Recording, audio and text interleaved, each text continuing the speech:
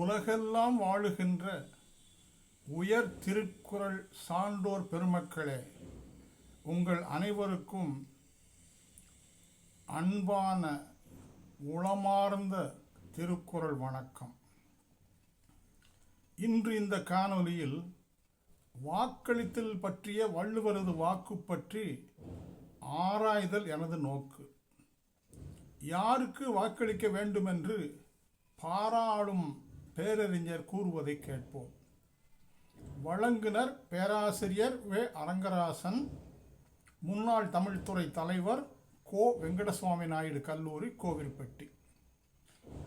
பெருமதிப்பிற்குரிய வாக்காளர் பெருமக்களே, ஓங்குபுகழ் திருவள்ளுவர் ஓதுகின்ற தீங்கிலா அறிவுறுத்தலின்படி தவறாது நீங்கள் எல்லோரும் வாக்களியுங்கள் என்று ஆங்கு அமைந்து பணிவுடன் வேண்டுகின்றேன். வாக்களித்தல் பற்றி திருவள்ளுவர் என்ன அறிவுறுத்துகிறார் என்று கேட்கின்றீர்களா? கூறுகின்றேன், கேளுங்கள் கூர்ந்து. அதை 51வது தெரிந்து தெளிதல் என்னும் அதிகாரத்தில் மின்னுகின்ற 508வது குறளில் மண்ணுலகெல்லாம் பயனுறும் வண்ணம் ஆழ்ந்து ஆராய்ந்து தெளிந்து தேர்ந்து செறிவுற அறிவுறுத்துகிறார் திருவள்ளுவர். விந்தை மிகு அந்த சிந்தனை குறள் தேரான் பிறனை தெளிந்தான் வழிமுறையும் தீரா இடும்பை தரும். பாடு பொருள் வழி இந்த குறளுக்கு பொருள் உரை விரிவாக்கத்தை காண்போம்.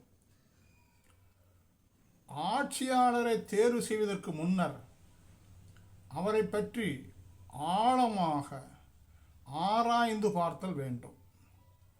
ஆராய்ந்து பார்க்காமல் தவறாக அவரை தெளிந்து தேர்வு செய்துவிட்டால் அந்த தவறான தேர்வு அவருக்கும் தீராத துன்பத்தை தரும், அவரது வழிமுறையினருக்கும் தீராத துன்பத்தை தரும். அடுத்த பகுதியாக பெறப்பொருள் வழி திருவள்ளுவரது வாக்கு.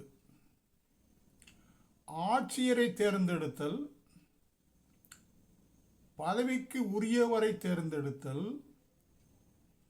பொறுப்புக்கு உரியவரை தேர்ந்தெடுத்தல் போன்ற பல தேர்வுகளுக்கு இந்த குறள் மிக பொருத்தமாக அமையும்.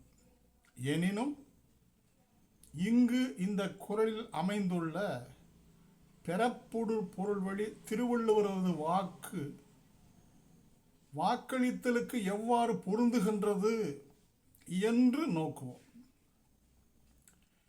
விலை மதிப்பற்ற வாக்குகளை பெற்றிருக்கும் வாக்காளர் பெருமக்களே, ஆட்சியாளரை தேர்வு செய்வதற்கு முன்னர் அவரை பற்றி ஆழமாக ஆராய்ந்து பாருங்கள். அவர் தேர்வு செய்வதற்கு உரியவர்தானா என்று கூர்ந்து ஆராய்ந்து தெளிவு பெறுங்கள். அதன் பின்னர் அவரை தேர்வு செய்யுங்கள். அவ்வாறு தேர்வு செய்தால் தீராத இன்பம் தேடி வந்து உங்களை சேரும். தீராத இன்பம் தேடி வந்து உங்களது வழிமுறையினரையும் சேரும்.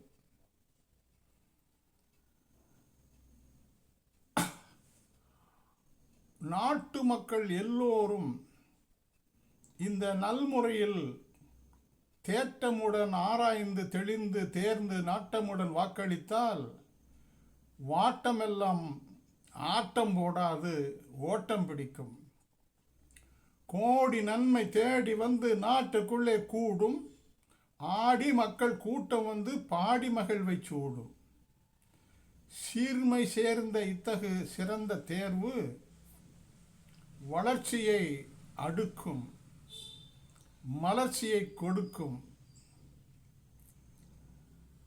எழுச்சியை நாட்டும், மனத்தில் குளிர்ச்சியை கூட்டும், நன்மைகளை நல்கும், நலன்கள் பல்கும், ஏக்கம் நீங்கும், ஊக்கம் ஓங்கும், நோக்கம் நிறைவேறும், ஆக்கம் அரங்கேறும். எனவே பெருமதிப்பிற்குரிய வாக்காளர் பெருமக்களே, ஆக்க சிந்தனையாளர், ஆகச்சிறந்த சிந்தனையாளர், உலகை காக்க வந்த அறநோக்க சிந்தனையாளர் திருவள்ளுவரது அறிவுறுத்தலின்படி ஆழ்ந்து ஆராய்ந்து தெளிந்து தேர்ந்து வாக்களியுங்கள் என்று பணிவன்புடன் இன்று உங்களை வேண்டுகிறேன். இது செய்தல் நன்று, செய்து நிற்க வென்று.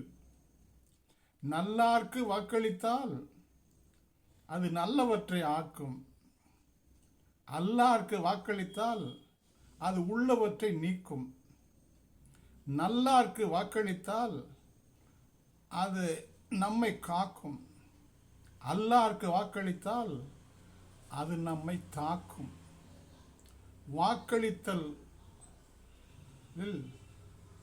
வாக்களித்தலில் ஒரு நாளில் செய்யும் தவறு 5 ஆண்டுகளுக்குரிய தண்டனையை கொடுக்கும்.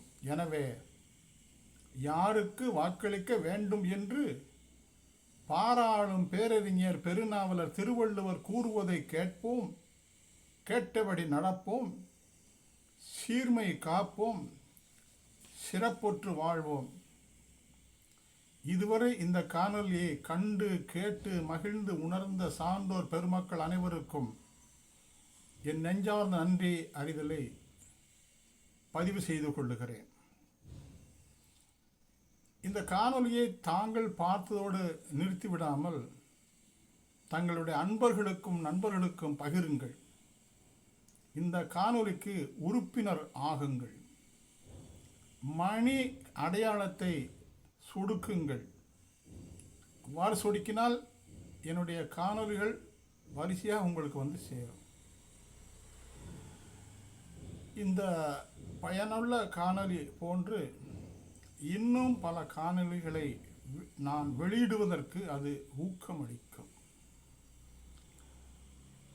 மீண்டும் ஒரு முறை உங்களுக்கெல்லாம் நன்றி தெரிவித்துக் கொண்டு அடுத்து ஒரு சிந்தனை 55 சந்திப்போமா? நன்றி பெருமக்களே, வணக்கம்.